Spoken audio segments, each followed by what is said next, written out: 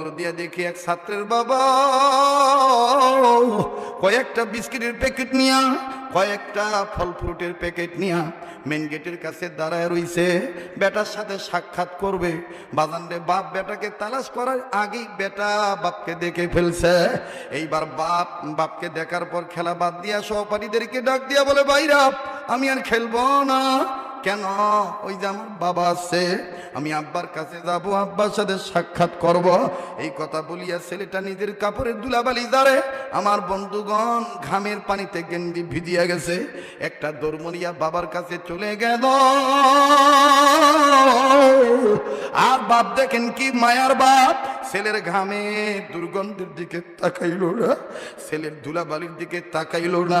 ছেলেটা কাছে দিয়ে সালাম দিল, বাপ সালামের জবাব দিয়া দিল। জবাবটা দিয়া দুই হাতটা বাড়াইয়া বাপ বেটারে বুকের সাথে জড়ায় ধরল। আব্বু বলিয়া নাকে মুখে গালে মুখে চুমা দেয় আর বলে, বাবা তুমি কেমন আছো? ছেলেটা বলে, আম্মু কেমন আছে, আপু ভাইয়া কেমন আছে? বাজান বাপ বেটা খুব ভালোই আদর যত্ন, তাদের কথাবার্তা চলতেছে, দৃশ্যটা খুব ভালো লাগতেছে। কিন্তু কয়েক সেকেন্ডের মধ্যে আর একটা করুণ দৃশ্য আমার চোখে ধরা পড়ল। বাজান রে, ওই একই মাদ্রাসার ছাত্র, আমি জানতাম না যে ছেলের বাবা না, এই ছেলেটা ইয়াতীম।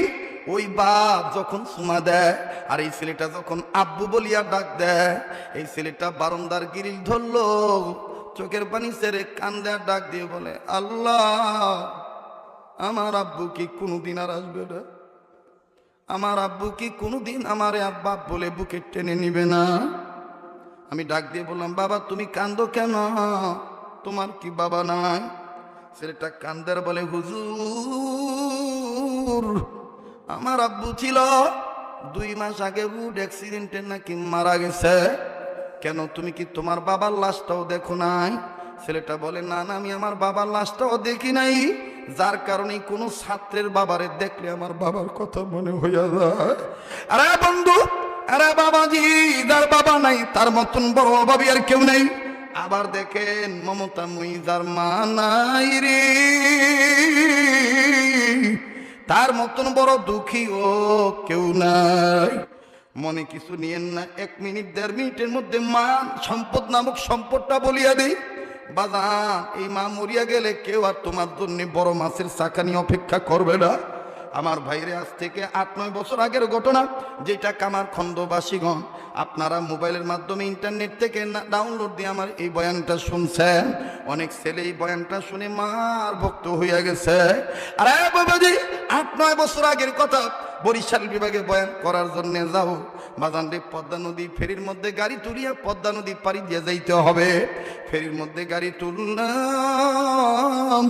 আমার গাড়ির পিছনে আরো অনেক পর্যায়ক্রমে সিরিয়ালে গাড়ি উঠল। এটার ভিতরে একটা অ্যাম্বুলেন্স উঠল। অ্যাম্বুলেন্সের 2 দিকে লেখা লাশবাহী গাড়ি।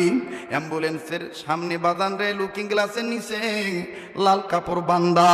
এই লাল কাপড় দেখিয়া বুঝতে বাকি রইল না যে লাশ আছে।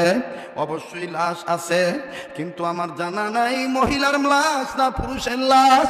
লাশটার জন্য দোয়া করিয়া গাড়ির মধ্যে উঠিয়া গেলাম।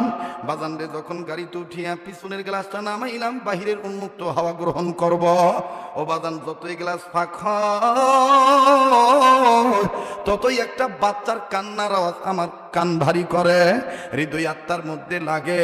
বাবাজি, বাচ্চা ছেলেটা কান্দার বলে, আব্বু ও আব্বু, আমার মাওরে তুমি কাঠে বাক্সে ভইরা রাখছো কে? আমি আমার আম্মুর কাছে যাবো, আমি আমার আম্মুর দুধু খামো।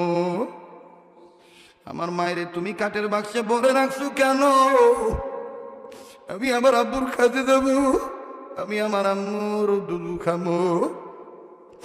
বাজানডি কান্না শুনিয়া, চিৎকার শুনিয়া নিজের ঠিক রাখতে পারলাম না। আল্লাহরে ডাক দিয়ে বললাম, মারি তোমার কুদরত বুঝা বড়দা, তুমি মহাশক্তির অধিকারী। এই ছেলেটার মা মরিয়া গেছে, দুধের বাচ্চার কাছে দেখে মায়ের নিয়ে গেছো, অথচ এই ছেলে বুঝেই নাই যে তার মা মারা গেছে। এই ছেলেটা এখনো মায়ের দুধ খাইতে চায়। বাদান সমাজ যত যায় ততই বাচ্চাটার কান্নার আওয়াজ বাড়ে। গাড়ি থেকে নামিয়া বাচ্চাদের দেখার জন্য হাঁটি হাঁটি পা পা করে আগাইলাম। অ্যাম্বুলেন্সের দিকে যখন তাকাইলাম, নজর করিয়া দেখি শত শত মানুষ, আমার মতন যুবক এবং মধ্যম বয়সী লোকেরা অ্যাম্বুলেন্সের চতুর্দিকে দাঁড়ায় দাঁড়ায় মা মরা বাচ্চাটারে দেখে আর নিজেরাই কান্দে আর চোখের পানি মোছে। আবার কিছু ছেলে যুবক মানুষ হয়তোবা নতুন বিয়ে করছে, গার্মেন্টসের কর্মী, আমার বন্ধুরে কয়েক মাস পর বাড়িতে যাইতেছে সম্ভবত। এই ছেলেগুলি নিজের পকেট থেকে মোবাইল বের করে আর বাড়িতে ফোন দিয়া কয় আমার মাও কই, আমার মায়েরে দেখা রাইখো, আমার আম্মুর যেন কিছু না হয়। সম্ভবত বাড়ি থেকে জিজ্ঞাসা করছে কেন কান্দেন, কি হয়েছে?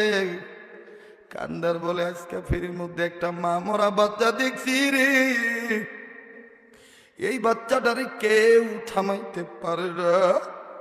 ফল দিল ফল ফালায় দেয়, পানি দিল ফেলে দেয়, জুসের বোতলে ফেলে দেয়, বাপের কামড়ায় আর ডাক দিয়ে বলে আমার মায়ের কাঠের বাক্সে বইরা রাখতো গে, আমি আমার আম্মুর কাছে যাবো দুধু খাবো। এইভাবে বাচ্চাটা কান্দে কাঁদে। এই মা মরিয়া গেলে আর মা পাবো না।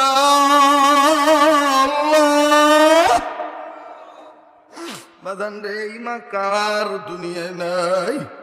আমার ভাইরে আমি আগাইলাম, পরিচিত ফেসবুক হওয়ার কারণে লোকগুলি আমার কাছে যাইতে সহযোগিতা করলো। আমি কাছে যাইয়া বাচ্চাটা